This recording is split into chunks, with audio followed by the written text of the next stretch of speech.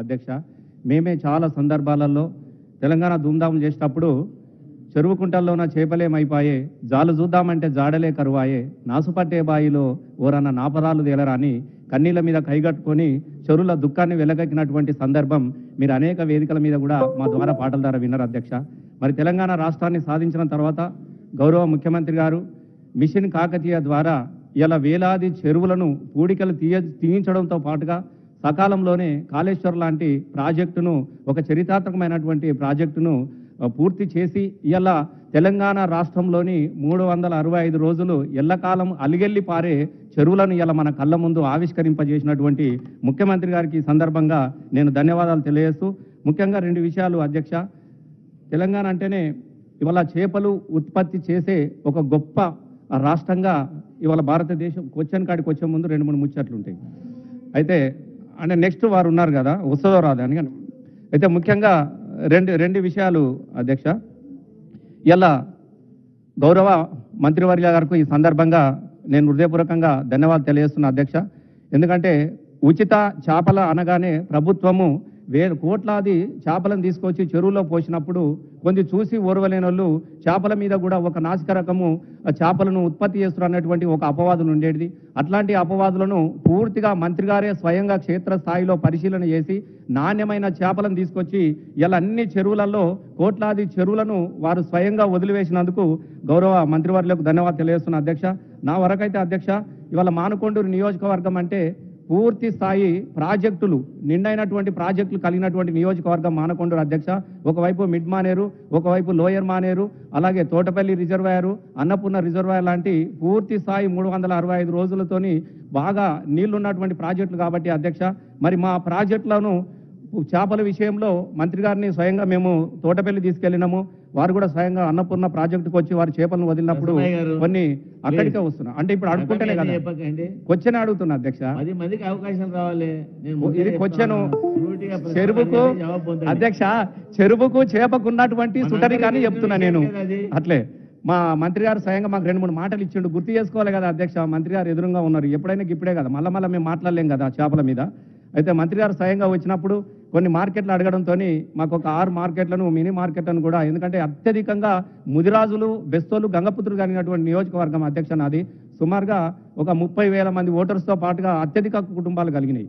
కాబట్టి ఈ నియోజకవర్గం వారు ఒక 6 మినీ చేపల మార్కెట్లు అడగగానే ఇచ్చినందుకు ఈ సందర్భంగా వారికి మంత్రి గారికి ధన్యవాదాలు తెలియజేస్తూ, అయితే అదే సందర్భంలో మిడ్ మానేర్, లోయర్ మానేర్ ఉంటుంది అధ్యక్ష. రాజీవ్ రహదారికి ఒకవైపు, అలాగే హనుమకొండ నుంచి వచ్చే మొన్న నేషనల్ జాతీయ రహదారికి అబ్బుగా ఈ లోయర్ మానేర్ ఉంటుంది అధ్యక్ష. మీకు కూడా తెలుసు, కరీంనగర్కి నియరెస్ట్ ప్లేస్.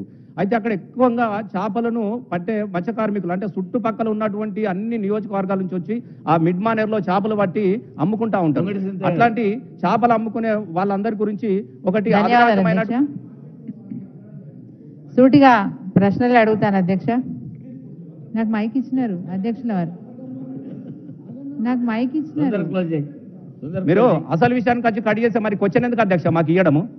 మాకెందుకు క్వశ్చన్లు? గంటన్నరలో 10 మంది గంట కాదు, 2 క్వశ్చన్లు మంత్రి గారిని అడగలేకుంటే మేము ఎందుకు క్వశ్చన్ వేసి మా నియోజకవర్గం ఏం అడిగినా మా మంత్రి గారిని ఏం తీసుకొచ్చినావా అని అడుగుతారు మమ్మల్ని. అట్లాంటప్పుడు మాకు అట్లాంటప్పుడు క్వశ్చన్లు ఇవ్వకండి, మీరు ఒక్కరికి ఇవ్వండి, వారి సమాధానం చెప్పుకోండి. అడగనీయకుంటే ఎట్లా అధ్యక్ష? మేము ముఖ్యమైన విషయం అధ్యక్ష, మా మానకొండూరు నియోజకవర్గము ఎక్కువ ముదిరాజులు, బెస్తలు, గంగపుత్రులు కలిగినటువంటి నియోజకవర్గం కాబట్టి దయచేసి నేను ఆ క్వశ్చన్ అడుగుతున్నాను మంత్రి గారు, నేను క్వశ్చనే వేస్తున్నాను దయచేసి. మరి ఎందుకు కూర్చుంటాం? ప్లీజ్ కన్క్లూడ్ చేయి, అంటే మాట్లాడే అవకాశాలు రావు, క్వశ్చన్లు నన్ను అడుక్కునే అవకాశం కూడా రానియకుంటే ఎట్లా? ఇప్పుడు నేను గౌరవ మంత్రి గారిని నేను రిక్వెస్ట్ చేస్తా ఉన్నా, లోయర్ మానేరు అనేది పూర్తిగా మత్స్య కార్మికులు కలిగినటువంటి ప్రాంతము. వారు కూడా స్వయంగా వచ్చారు, మా క్యాంప్ ఆఫీస్ కూడా వచ్చినారు, కట్టమీనికి పోయిన చేపలను వదిలేరు. గతంలో కూడా వారిని అడిగినాం, ఒక ఆధునీకరణమైనటువంటి ఒక కోల్డ్ స్టోరేజ్ కలిగినటువంటి ఒక మంచి మార్కెట్ మాకు ఇచ్చినట్టుంటే ఈ కరీంనగర్ నియరెస్ట్ ప్లేస్ నుంచి బాగా ఉత్పత్తి. ఇంకోటి ఏంటంటే కరీంనగర్ నుంచి హైదరాబాద్ చాలా నియరెస్ట్ ప్లేస్, 2 గంటల్లో చేపలను ఇక్కడ తీసుకొచ్చుకోవచ్చు. కాబట్టి మంత్రి గారిని మేము రిక్వెస్ట్ చేస్తా ఉన్నాము, తప్పకుండా మాకు ఒక పూర్తి స్థాయి ఆధునికరమైనటువంటి ఒక మార్కెట్ ఇవ్వాల్సిందిగా కోరుతా ఉన్నాం. దాంతో పాటుగా చాలా మంది యువకులు ఇలా చాలా మంది యువకులు కూడా వాహనాలను చాలా మంది అడిగారు. ఎందుకంటే చాలా మంది చేపల ద్వారా ఉపాధి పొందుతా ఉన్నారు కాబట్టి ఈ మత్స్య కార్మికుల చాలా మంది యువకులు మాకు వాహన సౌకర్యాలను ఇంకా ఎక్కువ పెంచమని వారిని అడగడం జరిగినది. దాంతో పాటుగా వాళ్ళు ప్రవేశపెట్టినటువంటి మొబైల్ మార్కెట్లో కలిగినటువంటి చేపలు మార్నింగ్ అవర్స్ లో కూడా వాళ్ళు అమ్ముకునే విధంగా, సాయంత్రం వాటి ఫ్రై చేసే విధంగా చాలా మంది మాకు దరఖాస్తులు కూడా ఇచ్చినారు. కాబట్టి కొట్టిన అవిటి సంఖ్య కూడా పెంచమని చెప్పేసి గౌరవ మంత్రి గారిని మేము కోరడం జరుగుతున్నది అధ్యక్ష. దాంతో పాటుగా ఇప్పుడు కేవలం మత్స్య కార్మికుల వరకు మనం ఉచితంగా చేపలను అందించగలుగుతున్నాం. ఇతర కులాల వాళ్ళు కూడా, ఎందుకంటే నీళ్లు వచ్చినాయి, అందరికి కూడా నీటి సౌకర్యం ఉన్నది కాబట్టి ఇతర కులాల వాళ్ళు కూడా ఎవరన్నా మేము ఫిష్ ప్లాంట్లు పెట్టుకొని మేము చేపలు పెంచుకుంటాం అనుకుంటే వాళ్ళు కూడా ఏమైనా ఉచితంగా ఇచ్చే అవకాశం ఉన్నదా అని చెప్పేసి మీ ద్వారా నేను మంత్రి గారిని నేను కోరుతున్నాను అధ్యక్ష. ధన్యవాదాలు అధ్యక్ష. Thank you.